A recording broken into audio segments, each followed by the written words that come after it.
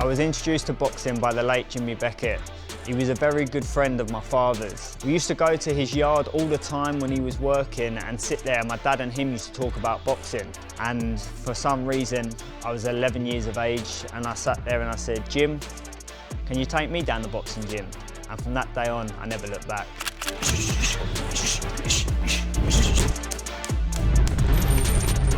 From a boyhood dream, I always wanted to be a world champion. Reality is, what happened to my mum helped me push and channel my energy and hardship into becoming that world champion. She battled a long, hardship throughout the hospitals, through having cancer, which turned into a brain tumour.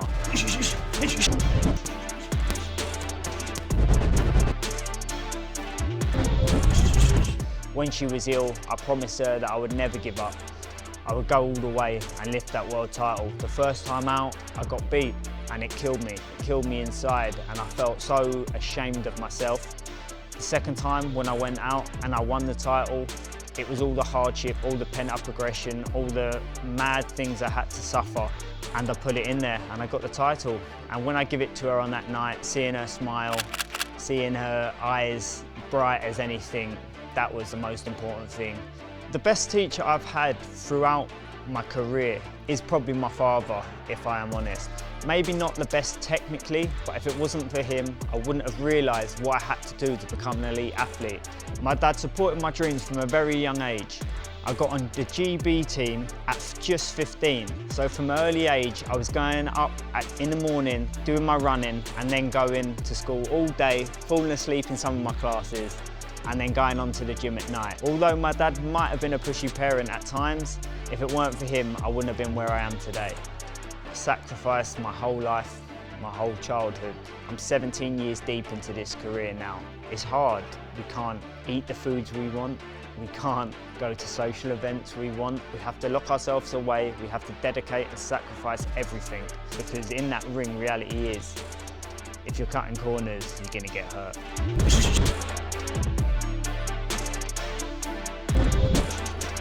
I believe my mindset has changed. On the way up, you don't realise what it's going to be when you do hit the overnight success, as we call it. You become a world champion and all of a sudden you're chucked into the limelight. Everyone wants a piece of you and it's a very, very hard journey to deal with. Now, I've been a world champion. I'm undefeated flyweight world champion.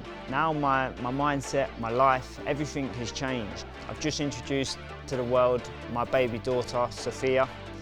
And now to go and get a second world title, to become the two-weight world champion and to do it for her and give her that belt now, that's my reason why. My mind's changed. Now I want to win that world title for my daughter. You can win all these titles, you can earn as much money as you want, but to give back to someone and to see them grow and keep an eye on them, that's the most rewarding thing. When you're in there on your own, all the work is done outside of the ring. So you need to have the right team around you to support you. For winning the world title for my mum, that was my be-all and end-all. I could retire tomorrow and be happy and satisfied that I've fulfilled my dream, and that was to do what I told my mum I was going to do.